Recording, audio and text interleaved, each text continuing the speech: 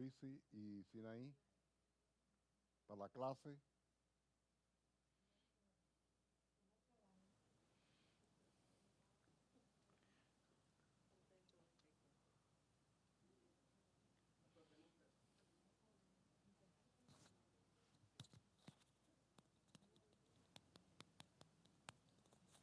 Amén. Amén. Estamos ya iniciando la semana de Thanksgiving, una semana donde se aprovecha para dar gracias a Dios por todas las bondades y bendiciones que Él nos ha dado. Agradecimiento siempre debe ser un hecho, debe ser una actitud de estar agradeciendo a Dios por todo. Los testimonios aquí son una oportunidad para testificar de lo que Dios ha hecho en medio nuestro. Y tenemos muchos motivos por los cuales darle gracias a Dios. Más allá de las cosas que Él hace a diario, semanal, mensual, anual, Él siempre está haciendo algo, ¿no? Pero hay cosas más estables que Él nos ha dado. La familia, qué sé yo, los hijos, las personas amadas, su fortaleza, ¿verdad? Son motivos de agradecimiento. Sin embargo, hay motivos mayores que esos. Y estos motivos tienen que ver con el Dios al cual hemos conocido porque se nos ha revelado. A veces damos a Dios como algo que ya está y tenemos a Dios y no nos prestamos, gracias mi hermano, como extrañaba esa acción. Hay un motivo grande de parte de Dios y es que Dios está ahí. Pero tenemos que conocer acerca de Dios, ¿no? Si se nos da un regalo, ¿qué usted hace? Le da una cajita, imagínese, visualícelo, le da un regalo. ¿Qué usted hace? Usted le dice, gracias, ¿no? Usted va, le rompe el sello, lo abre a ver el regalo, porque usted quiere conocer. Con Dios es lo mismo. A Dios hay que profundizarlo. Y a Dios, usted puede decir, no, yo llevo 30 años de caminar con Dios, yo sé, sí, Dios. Pero usted sabe algo, nosotros somos limitados, la vida humana es limitada, Dios es infinito. Entonces, nunca llegamos a conocer toda la profundidad acerca de Dios. Y yo quiero hablar precisamente en esta hora acerca de ese Dios que la Biblia nos muestra, porque todo lo que sabemos de Dios está revelado en la Biblia. Él es quien lo significa todo y es la razón de nuestra vida, es la razón de nuestro vivir. Toda la vida como la tenemos, la hacemos en la inspiración de lo que Dios, las pautas que Dios nos ha marcado. Y podemos conocer cuál es el origen de nuestro empeño por vivir la vida abundante. La vida abundante. En primer lugar, Dios es nuestro Padre. Así nos dice la Biblia, que Dios es nuestro Padre. Es una frase que quizás podamos tener una idea de lo que significa, porque todos tuvimos padres terrenales. ¿Qué hacían los padres terrenales? Nos cuidaban, nos educaban, nos enseñaban, nos corregían también, nos corregían. y nos preparaban para la vida. Nos preparaban para la vida. Aún aquellos que tuvieron padres ajenos al hogar, lamentablemente en la sociedad humana eso es, y últimamente es más común que antes. Aún así, se tiene una perspectiva de qué cosa es un padre. Dice la Biblia que Dios es nuestro Padre. Hay un texto bíblico que es sumamente conocido, que está en Mateo capítulo 6, el verso 9. Estoy seguro que más de una ocasión hemos podido leer este verso. Solamente es un verso. Mateo 6, 9. Hay muchos textos en la Biblia donde se nos habla de que Dios es nuestro Padre, pero este es uno de los archiconocidos. Mateo 6, 9, como dice, vosotros pues oraréis así: Padre nuestro que estás en los cielos, santificado sea tu nombre. ¿A quién se dirige la oración esta? A Padre nuestro. Padre nuestro. Ese Dios grandioso que la Biblia nos habla, temible, tremendo, es el Padre nuestro. Podemos decir, en otra ocasión Pablo habla de que podemos hablar y orar y decir, Abba Padre. Esa es la imagen que la Biblia me da acerca de Dios, Padre. Por eso podemos llegarnos a Él a pedir. ¿Quién no pudo llegarse al Padre y decirle, papá, tú me puedes dar, comprar caramelo o comprar un dulce? Todos tuvimos, porque era nuestro Padre. Y el Padre Celestial es aquel que nos da todas las cosas, porque nos da la comodidad de poder llegarnos a Él. Él después dirá sí, no, o tal vez, o mañana. Pero podemos llegarnos a Él. Hay una entrada, una confianza, porque es mi Padre. Hay una anécdota de un emperador romano que cuando iba entrando triunfal con las tropas, pues por supuesto los pretorianos, que era, digamos, el servicio secreto de aquella época, estaba custodiando que nadie se metiera en medio de la procesión y mucho menos de la carroza imperial. Y en el palco estaba la zarina, la reina, con el niño, que un día iba a heredar el imperio. Y cuando iba pasando la carroza, el niño se le zafó a la madre y salió corriendo. Y uno de los pretorianos lo sujetó por un brazo y le dijo, no se puede acercar, ese es el emperador. Y el niño le dijo, es su emperador, pero él es mi papá. Y esa idea es la de Dios. Yo me puedo acercar a Dios porque sé que Él es mi Padre. Podemos acercarnos a Él, buscar su rostro, entrar a Él. No hay nada más placentero espiritualmente que estar en comunión con Dios. Estar en comunión con Dios. Estar en oración con Él. Jesús nos enseñó diciendo que oráramos Padre nuestro. Padre nuestro. Y hay algo muy interesante. En otra ocasión, cuando Él resucita, que María Magdalena quiere abrazarlo y tocarlo, y dijo, no me toques, porque voy a mi Padre y a vuestro Padre. Así que Dios es nuestro Padre. Hay que darle gracias, porque un Dios majestuoso, poderoso, grandioso, creador de todo lo que existe, podemos llamarle Padre.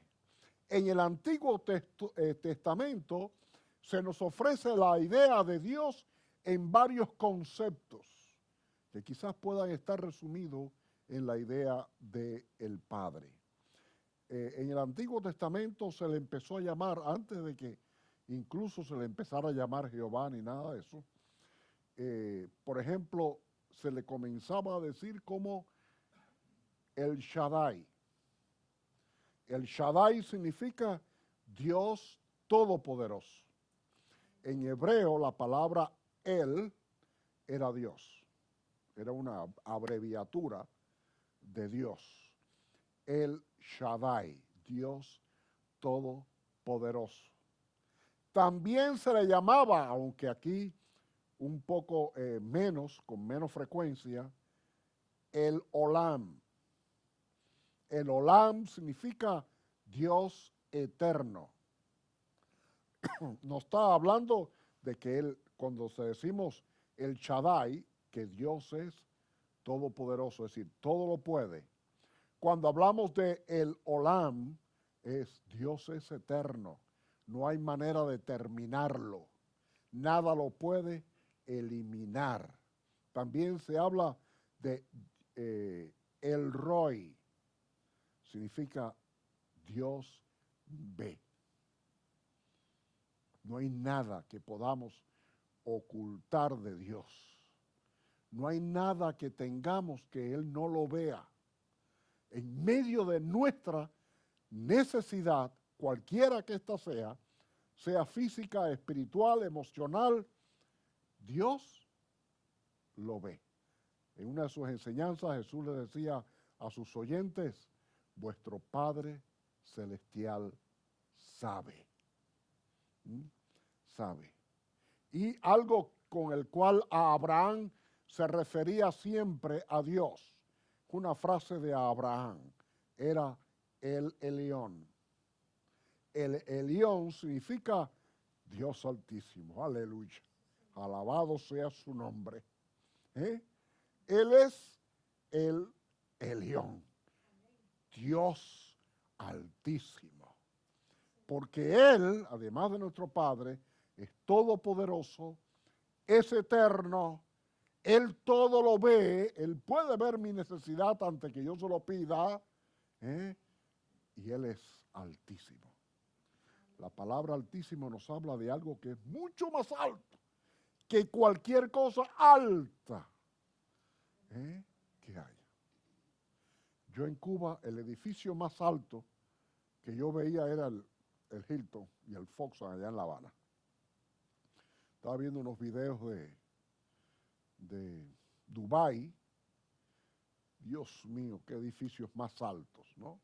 Igual, eso sí es alto.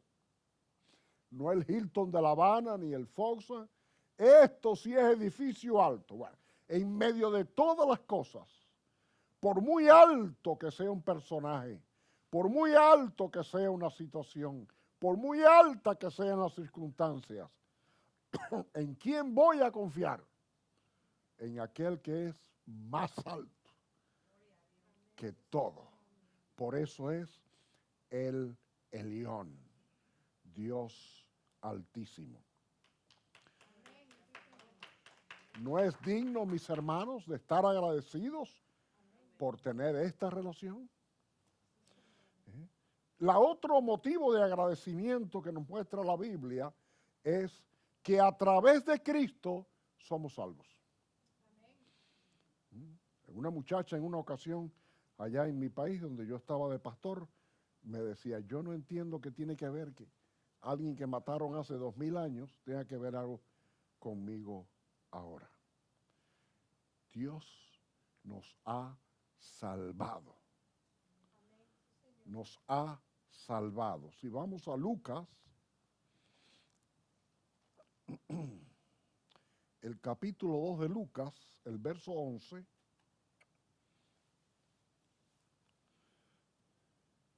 se nos presenta aquí el carácter de Jesús.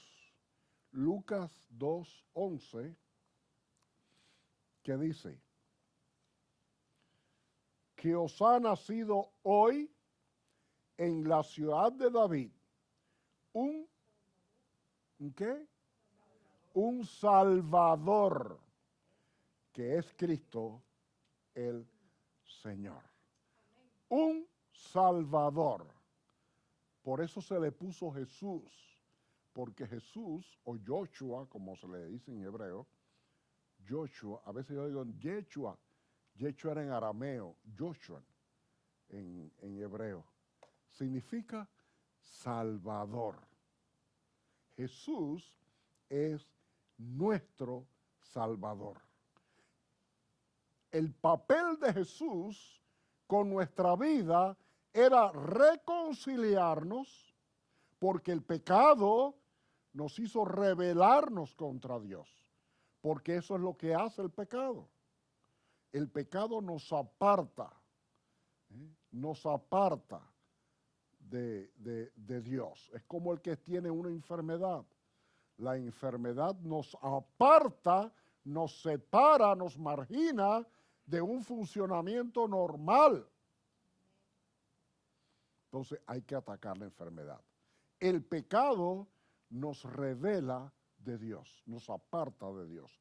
Cristo vino a reconciliarnos.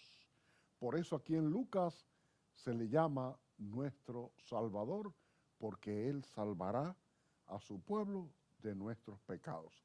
Esta salvación tiene pasado, tiene presente y tiene futuro. Esta salvación de Cristo para reconciliarnos con ese Dios que es el Shaddai, el Elión y todos los demás atributos que la Biblia le menciona. ¿Por qué tiene pasado? Porque ya Cristo nos libró del pecado. Porque ya Cristo murió en la cruz del Calvario para redimirnos, para darnos la posibilidad de estar a bien con Dios. Para estar a bien con Dios. Eso ya está en el pasado. Ya Cristo lo hizo, no tiene que hacerlo otra vez. Ya somos justificados, somos redimidos y hemos sido justificados delante de Dios. Por lo tanto, ya está hecha la obra de la salvación. Yo he mencionado en otras ocasiones es un concepto teológico que a mí me gusta mucho, que dice que es el ya, pero todavía no. Ya Cristo nos redimió. Ya Él murió en la cruz. Cristo no tiene que morir otra vez. Ya Él lo hizo por todos nuestros pecados, no por algunos. Cristo no hace una lista y dice, ¿tu pecado cuál es? Ah, no, espérate, no. Ese necesita un tratamiento especial. Eso necesita un tratamiento especial. No. Vamos a ver qué hacemos. Búscame un documento de nacimiento. ¿Tiene seguro médico? ¿Qué seguro? No, ese seguro nosotros no trabajamos con él. Sino que ya Él lo hizo. Punto. Period. Eso ya está pasado porque ya lo hizo. Ya Cristo lo hizo. Pero no solamente esta salvación está en pasado, sino que también está en presente. ¿Por qué está en presente? Porque cada día Dios va lidiando conmigo. Porque cada día está obrando. Porque cada día Él está conmigo mientras me estoy abriendo paso en esta lucha cotidiana. Estamos en la carne, estamos todavía en el mundo físico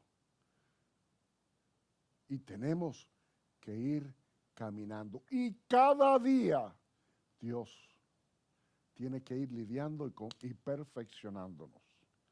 Tenemos que perfeccionarnos. Decía el apóstol Pablo algo muy interesante.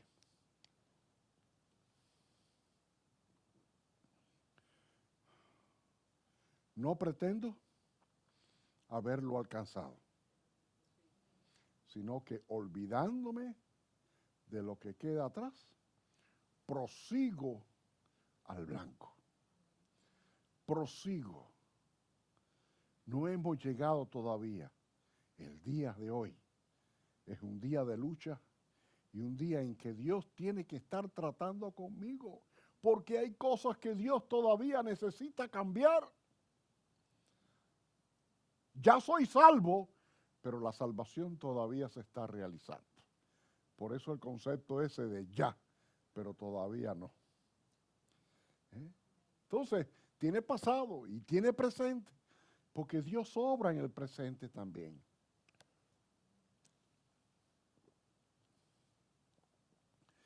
Pero no solamente todo se queda en el pasado y en el presente. Tiene futuro. ¿Por qué decimos que la salvación tiene futuro, está en el futuro? Porque sabemos que un día va a ser manifestado el día en que Cristo haya elegido, en que Dios haya elegido para que Cristo regrese a la tierra por su iglesia. Eso está en el futuro. Por fe, yo sé que yo me voy. ¿Por qué? Porque ya Cristo murió por mí y está obrando en el presente. Estoy caminando con Él en el presente. Cada día, decía el apóstol Pablo, presentad vuestros cuerpos como ofrenda. Estoy haciendo una versión mía. Cada día debemos presentarnos como ofrenda delante de Dios. Pero en el futuro, yo sé que cuando Cristo venga con su iglesia, porque Él viene, yo creo que está cerca. No sé usted, pero me parece que está bien cerca. La vida humana encima de la tierra, en todos los aspectos y en todos los escenarios, está en peligro. Pero ¿sabe qué? Como decía el Señor Jesús, cuando ustedes vean eso, gozaos y alegraos, porque vuestra redención está cerca. Por lo tanto, la salvación que Dios hizo a través de Cristo cuando nos reconcilió con Él, tiene pasado porque ya nos libró, presente porque cada día nos libra y nos guarda para Él, porque todos tenemos y pasamos por momentos de tentación, de perturbación, de frustración.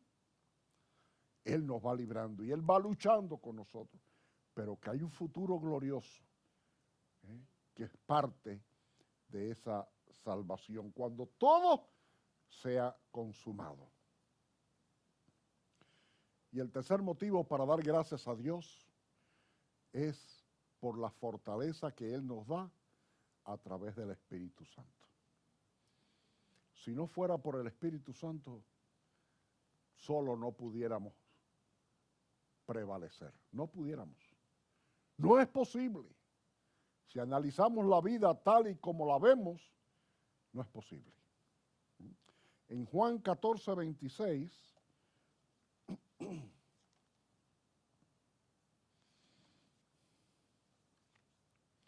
Juan 14, 26 dice, mas el Consolador, el Espíritu Santo, a quien el Padre enviará en mi nombre, Él os enseñará todas las cosas y os recordará todo lo que yo os he dicho. Aquí nos está hablando acerca del Espíritu Santo. Jesús estaba diciendo, yo me voy, pero no los dejo solos. Yo voy a enviar. Les voy a enviar un consolador. En griego es la palabra parácletos, que significa alguien que me defiende, alguien que está conmigo y está de mi parte. Hay otros que lo traducen como abogado. Eso depende de cómo son los abogados. No sé si ustedes han tenido que ver alguna vez con asuntos de abogado, pero a nosotros nos dejó, como decimos en mi país, un sabor amargo en la boca. Tuvimos que pagar abogado y además de eso pagar lo demás y pagar aquello y al final no resolvió nada. Pero mis hermanos, el Paráclito, aquí la Biblia, la Reina Valera lo traduce como consolador. Es como el que va caminando con una persona, va caminando conmigo y me dice, arriba, sí puedes. No, dale, ven, yo te voy a sostener. Dale, tú vas caminando. Tú vas caminando, él va a mi lado. No es motivo de agradecimiento que no me haya dejado solo, luchando. Es como si Cristo hubiera podido decir, bueno, yo me voy, ahora ustedes vayan a ver. Nos envió al Espíritu Santo, el Consolador. Él os enseñará. Dice, nos enseñará todas las cosas y os recordará. Tienes dos verbos ahí, enseñar y recordar. Yo siempre he dicho que la palabra hay que estudiarla, porque cuando el Espíritu Santo quiera recordarme algo, ¿qué me va a recordar? Es como el estudiante que va al examen sin haber estudiado ni haber leído libros y le hacen una pregunta y él trata de, ¿pero qué va a recordar si no estudió nada? Entonces el Espíritu Santo tiene que recordarme lo que ya yo he aprendido. Lo que ya yo he aprendido. Dice la palabra que las Escrituras fueron inspiradas por el Espíritu Santo. Sí, utilizó medios humanos, instrumentos humanos a través de varios siglos. Pero quien inspiró a esos seres humanos fue el Espíritu Santo. Y la palabra de inspiración en griego literalmente significa Dios su aliento. Es como decir, la Biblia vino del aliento de Dios. Y fue el Espíritu Santo por el cual tenemos la Biblia. Y hay un solo hilo conductor desde Génesis hasta el Apocalipsis. Desde Génesis, a veces hay por ahí versiones que dicen, no, se escribieron muchos libros, pero hay otros que los taparon. Una famosa novela de Dan Brown, que el tema no es de él, por cierto, donde él habla que los libros verdaderos son otros y que la iglesia los ocultó y demás. Toda la Biblia es un solo cuerpo hasta el final. Es uno hasta el final. Fortalece, y Jesús fue testigo, y voy a terminar ya porque no puedo seguir, fue testigo del poder que en su humanidad recibió cuando el Espíritu Santo le fortaleció durante la preparación para su ministerio, el ministerio salvífico. Cuando Lucas habla de Jesús que fue al desierto, ustedes se han fijado en ese pasaje como dice, y el Espíritu llevó a Jesús al desierto, ¿para qué? Para ser tentado. Pero cuando salió del desierto, la Biblia dice, y salió Jesús en el poder del Espíritu Santo. Aleluya. Él es quien me fortalece. Él es quien me sostiene. Él es quien me da poder. Hoy se usa mucho la palabra empoderar. Empoderar. No, a mí quien me empodera, si es que esa palabra existe, es Dios. Jesús le dijo a los discípulos en el afán y el exciting de la resurrección, querían seguir. ¿Cuándo vamos?